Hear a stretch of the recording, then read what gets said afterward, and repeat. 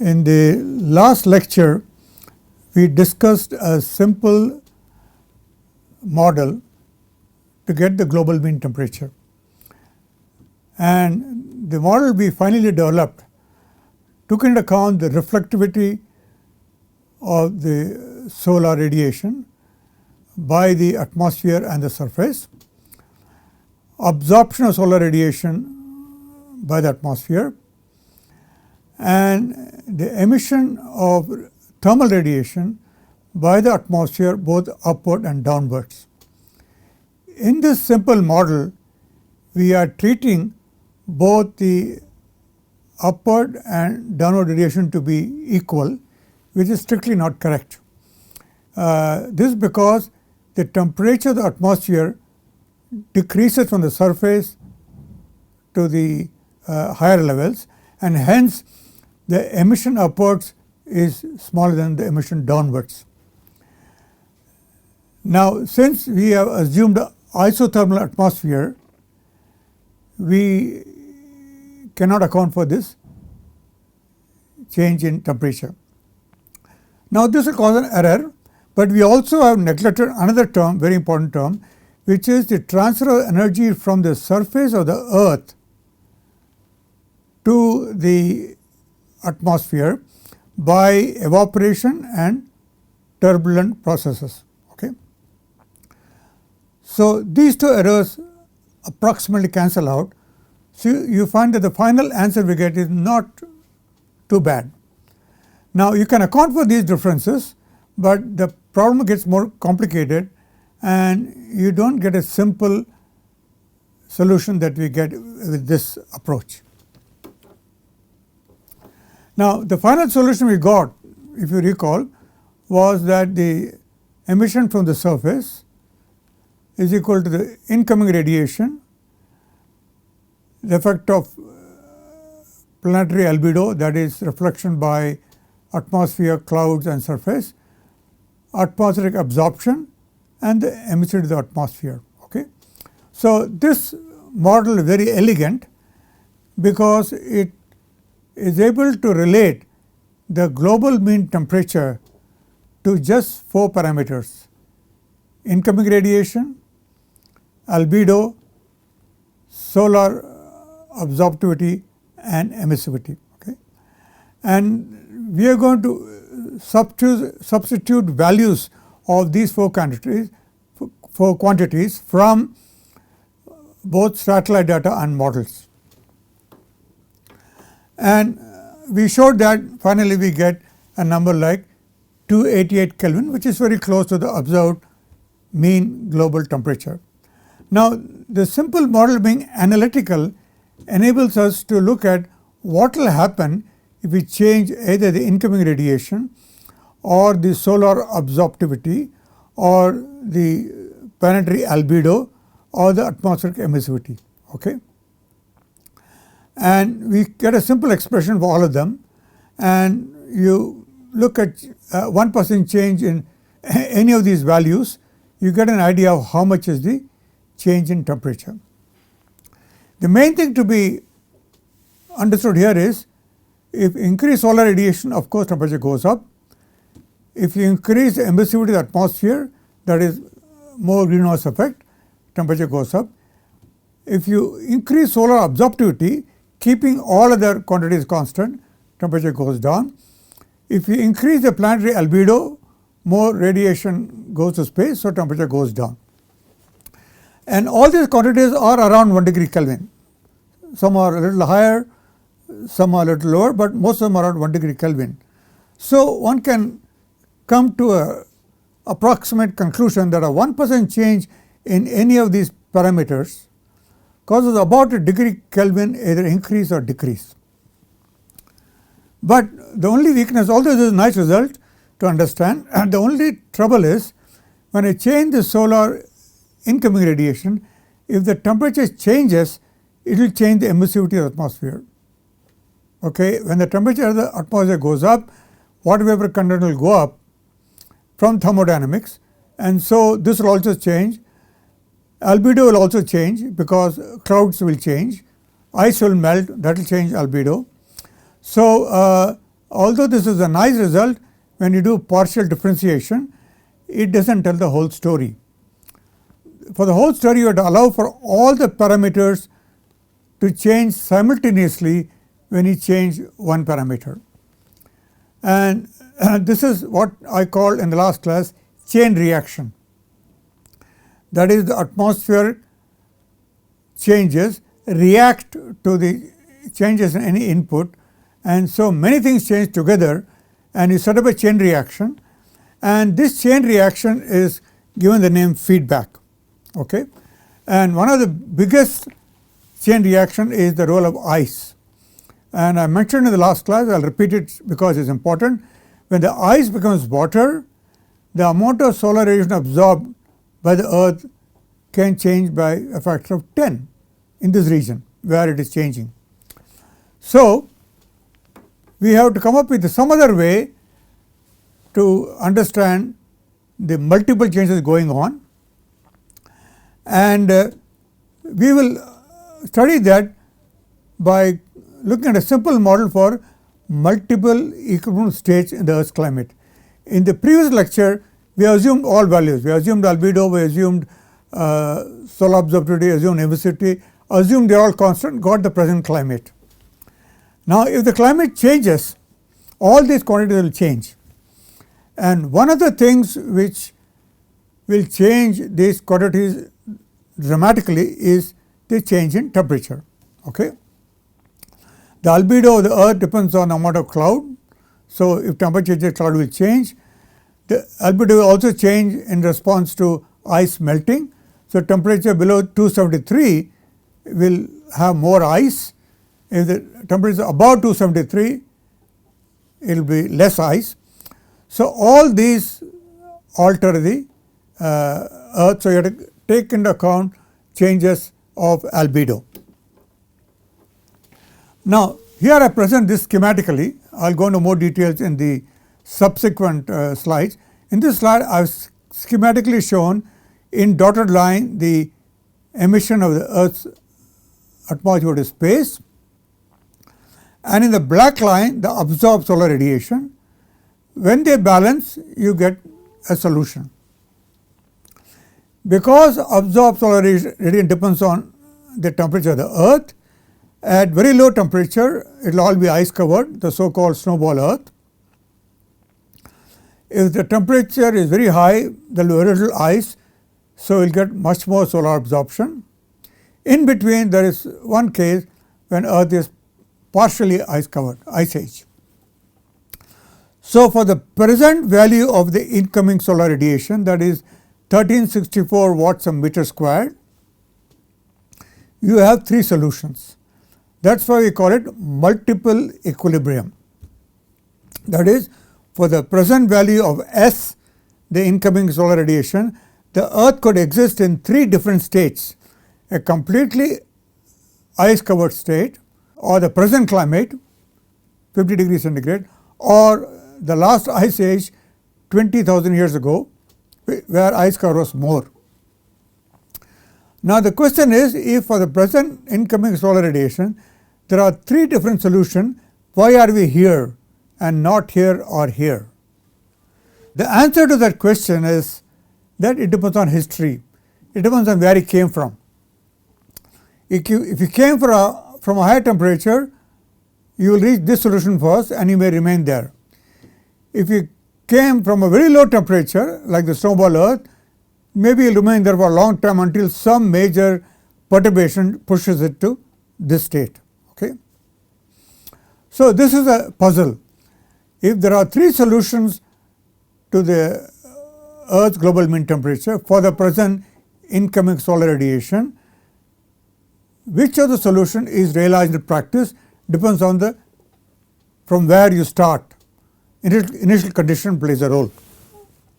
Now you can also get the schematic solution by assuming albedo to be some three different values. This is arbitrary, but it is very useful.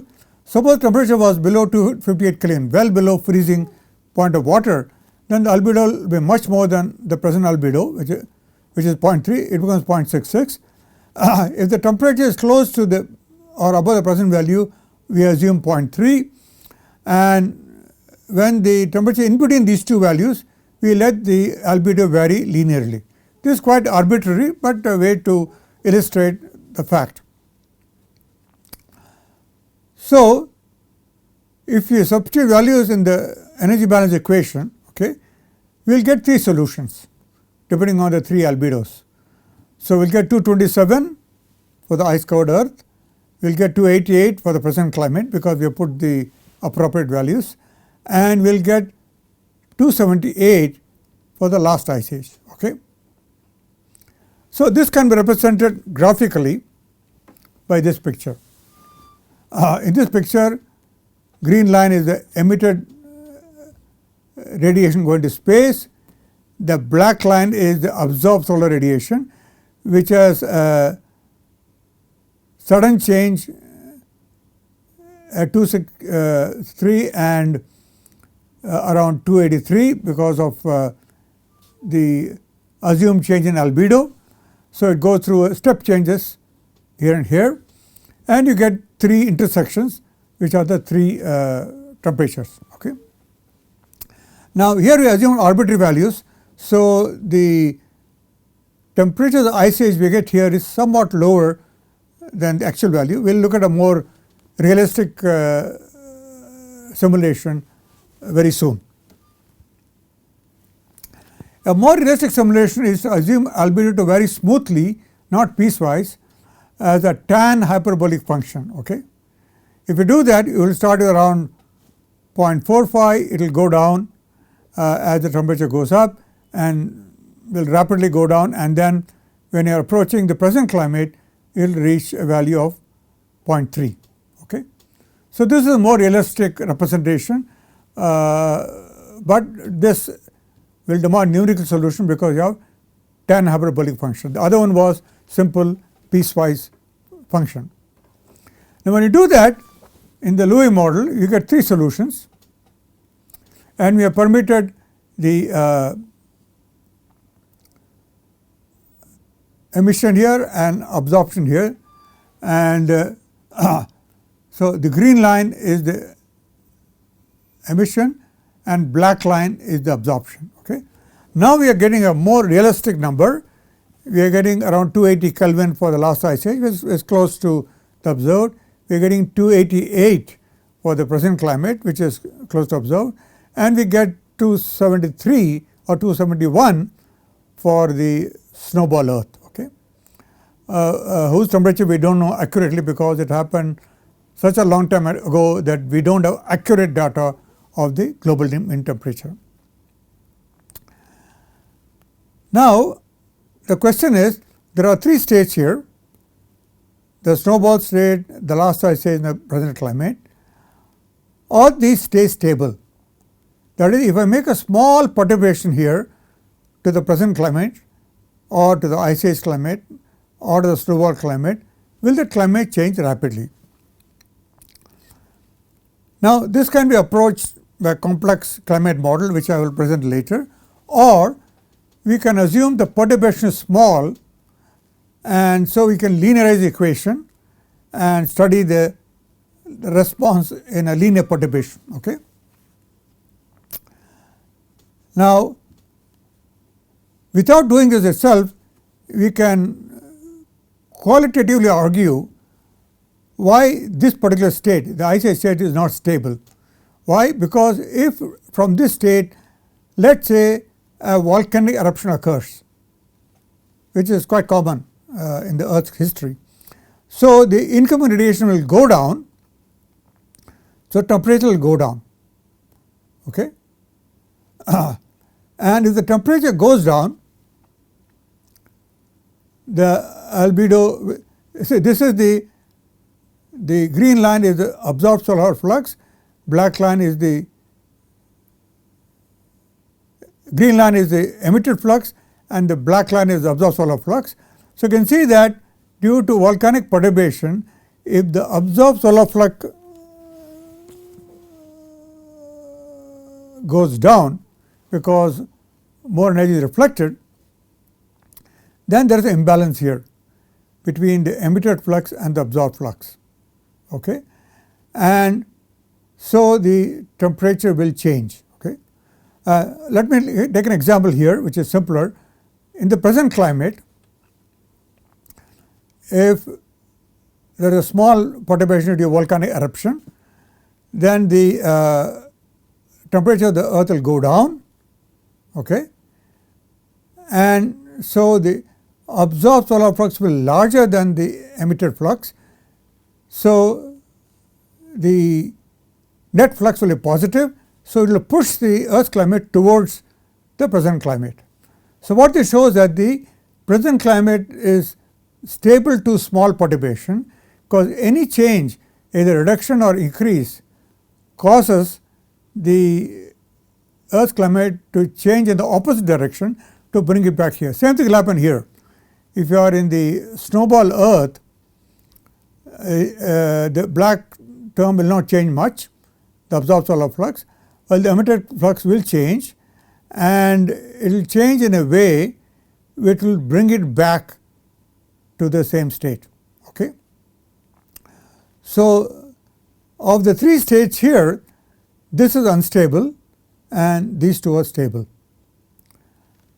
But I would like to show this to you analytically. This is a qualitative explanation. It may not impress you. So let me just show it schematically. This last ice age, this state is unstable. These two states, the snowball state and the present climate, are stable because small perturbations will bring it back to the same state. Okay, now let us see how you show that analytically. So before I do that, let me also show you how if you plot the solution to that equation, this is the present input solar radiation. We could be either in the last ice age or the present climate, or it could also be in the snowball earth climate. And if you perturb this value sufficiently by about 10%, the ice age will go on increasing and will drop to this state. Okay. Remember, there are no solutions here in between. That's because it is an unstable solution, so it jumps from here all the way to this. Okay. And similarly, when you go on increasing the incoming solar radiation about 15% above the present value, all of a sudden jump to this state. Okay. So this cannot be represented by a simple linear problem. It is a nonlinear problem, but the equation that we have developed will give you a solution. It will give you no solution in between here and here. If you have one solution here, then one solution there. Okay. Now this can also be looked upon not by just changing the solar radiation. Suppose the carbon dioxide changes due to either human induced change or a natural factor. So if the amount of carbon dioxide changes, you move to the left, reduce the carbon dioxide, then you will get only one solution, which is the snowball earth. And what solution you get depend on what you assume to be the ice albedo. Ice albedo can be quite variable depending on bubbles on ice and amount of snow cover and so on. So anywhere between 55 to 65. If it is 55, you get slightly higher temperature. If it is 60, you will get lower. If it is 65, you get lower value here, okay, for a low amount of CO2. If the CO2 amount goes up rapidly because of volcanic eruption and you come to this side, to the right, then you can jump suddenly to a higher temperature. So you have one stable solution here, one stable solution here, and an unstable solution in between, which is a partial ice age solutions. Okay. This is a complete ice cover, this is almost no ice cover, this is partial ice cover. This solution is not stable. Okay. Now let us see how we demonstrate that. So here we are going to show a simple model to simulate the climate system is stable or not. Now to do that, we have to abandon the assumption that Earth emits radiation like sigma T to the power of 4 as obtained for a black body. Now that is not a serious approximation, because although Earth's surface emits like this, but because of the presence of greenhouse gases, a lot of radiation is absorbed by the atmosphere. So, the actual emission by the earth as measured by satellite is almost linear for small changes in temperature. If you have large change, of course, it will be non-linear, but in the range between 220 Kelvin and 300 Kelvin, one can show that their response is linear. Okay? And so, you can replace OLR instead of showing it as sigma T to the power of 4 by a simple expression A plus BT. Okay? But remember, A and B will depend on the number of greenhouse gases and other assumptions about the Earth's climate. And in this case, the satellite observed OLR is fitted by this equation, where A is minus 339.647 and B is 2.218. So, I am going to now do a simple solution to the problem. This is a transient solution now because these things are changing. So, C is the heat capacity of the earth, which is mainly the ocean.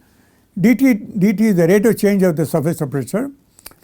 This is absorbed solar radiation.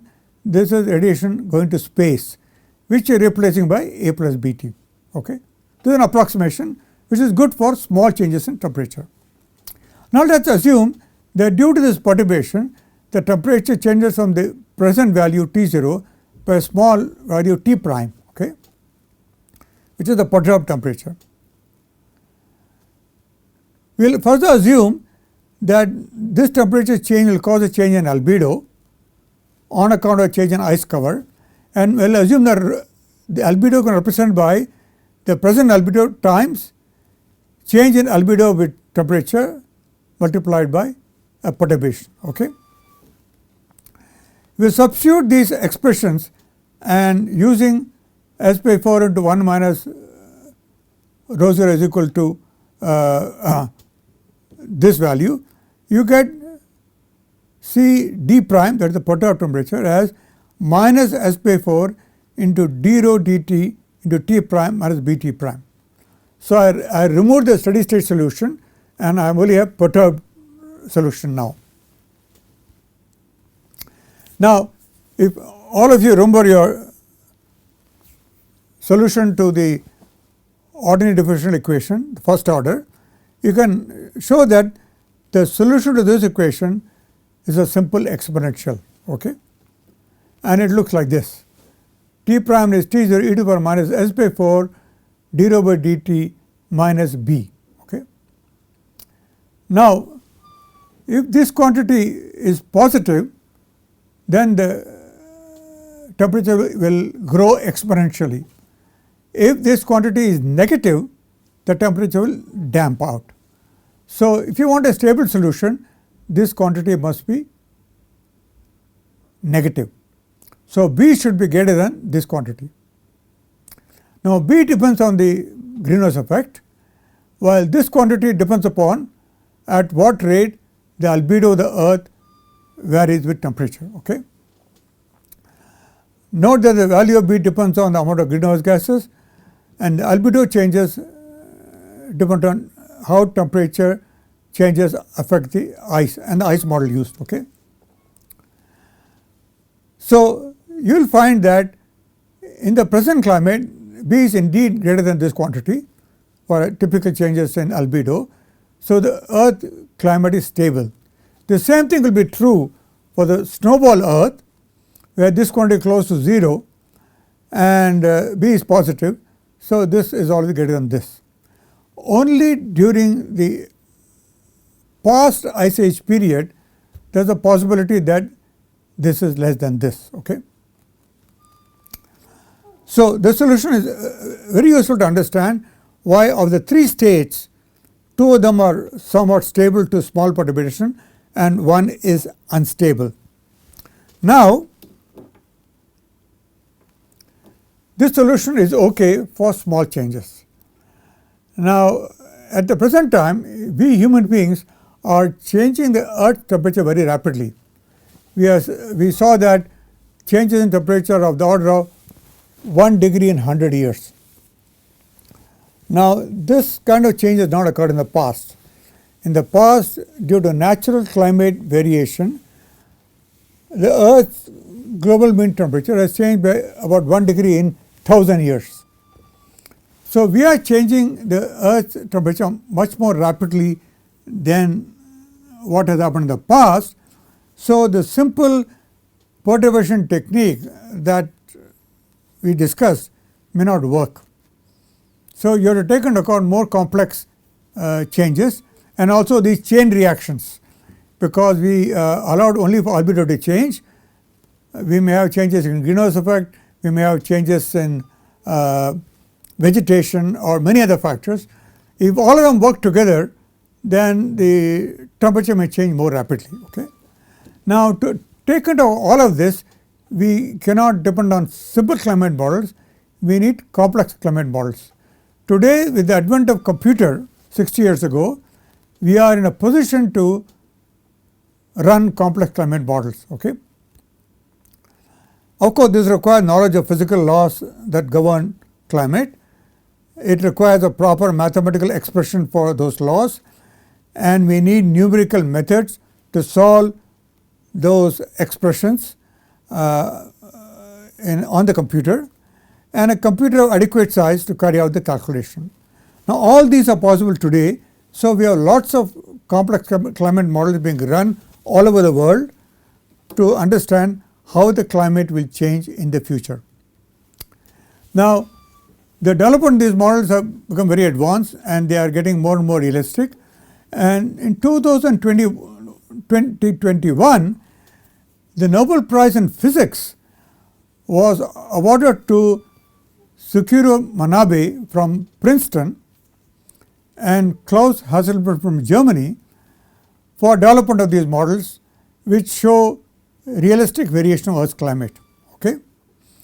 And because of these models, the Intergovernmental Panel on Climate Change was able to convince the world leaders that the Earth climate is changing rapidly and we need to take action to decelerate climate change. Okay?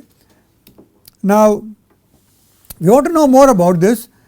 Sukiro Manabe and Antonio Broccoli have written a very nice book, Beyond Global Warming, How Numerical Models Reveal the Secrets of Climate Change. It's a very nice book.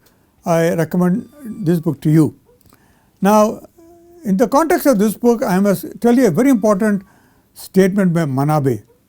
He says the prediction of climate change without accompanying understanding of it is no better than prediction of a fortune teller. Now, this is a very important statement which all of you must understand, because now you are living in an era where machine learning and artificial intelligence will be used more and more in solving many of society's problems. Okay? Many of you will be involved in it. You will be using black boxes which contain very sophisticated machine learning and AI software. Now, the question is, if these software give you a solution, can you believe it? Now, if you have to believe it, you must have a complete understanding of how the prediction was made. Now, if the prediction is a black box, then it is very difficult to understand how the computer arrived at that answer. So, you have to run the model many times and go through the components of the model to find out how the change occurred. So, if you do not understand those changes, then you cannot be sure that the answer is right. Because sometimes these complex models which use AI and machine learning can sometimes give you a wrong answer. Okay? Now, let me tell you that people have great trust in some of these models because they do get the answer correctly 99% of the time. But it can go wrong 1% of the time.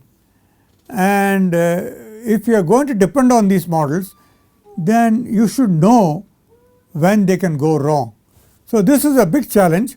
So, that is why most of the universities in the world run these complex climate models, and students get their doctoral thesis, and their main job is to understand how the complex model behaved. Okay? You can run a complex model quite easily these days, but after the results come out, it's not easy to figure out why the change occurred. You need to do a lot of other diagnostics to understand why the change occurred, and that's why you have to read many papers, understand many simulations to understand how the change occurred. So if you don't do that, you will be no better than a fortune teller. Now, since the Earth system is complex, in every climate model some approximations are made, and these can cause serious errors in climate simulations. Okay? And this you must keep in mind. So although we have very complex system models, there are some approximations and things can go wrong. Especially right now we know that the major problems in climate models in clouds. Clouds are typically have a scale of 1 kilometer, typical cloud. Now none of the models that we use today are able to resolve the climate at that scale. Typical models convert Earth to 50 by 50 kilometer boxes, and so what is happening within this box is not modeled accurately. You use an empirical equation to decide what kind of clouds occur inside that model, okay? Because we cannot model the physics of the cloud at the 1 kilometer scale. It may change in the next 10-20 years, but right now we are not able to do that. So you have to be very careful about when choosing a model and trying to believe in it. Okay? So you can see that the Earth climate system is very complicated. There are processes going on a variety of scales, from cloud microphysics, that is the ice particles and liquid particles in the cloud, and small particles called aerosols, to the size of clouds, which is typically a kilometer, or larger clouds, which are typically 10 kilometers, or even larger cloud systems, which are 100 kilometers, or cyclones, which are 1000 kilometers, and planetary waves, which are covering the whole Earth. So all these scales are there. Now, not all climate models can represent all these scales. Right now we are only able to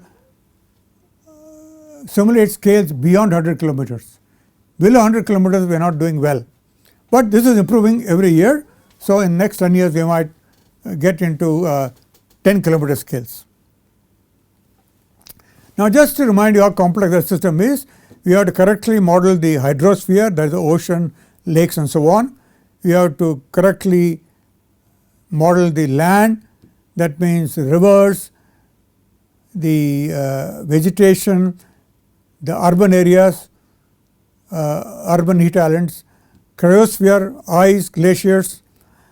And so you can imagine that representing all these things in a climate model is a huge challenge. We have made great progress, but we are not yet really figured out all the complexities of the Earth system. Now the way energy climate models are run, they start with energy balance models. This is very nice. This is how we also started. Remember, in the last few lectures I discussed the energy balance model, which was global mean temperature. There is only one node, a single node. It's called a zero dimension model because we don't take into account changes in latitude, longitude and height. That's the simplest one. We can go a little more complicated by using radiative convective models, which account for the variation of the temperature with height. You recall I said the major weakness in the simple model is it doesn't account for temperature change with height. You can account for it if you allow for vertical levels. Then you can get more complicated. You can allow vertical levels and latitude change. That is called statistical dynamical. We will discuss that later. Or we can go to more complex models called the models of intermediate complexity. But the final ones, which are the most popular now, are called general circulation models, which take into account the changes with latitude, longitude, height, changes in wind, evaporation, everything. These are the most complex models we run today, and these are the models I am going to discuss how they represent climate change. So, these models are called model hierarchy. They go from 0 dimension, which we discussed in the last few lectures, 1 dimension either vertical or horizontal, 2 dimension vertical and either latitude or longitude, 3 dimensions vertical, latitude, longitude, or 4 dimensions vertical, latitude, longitude and time. Okay. So, we will discuss that in the next lecture.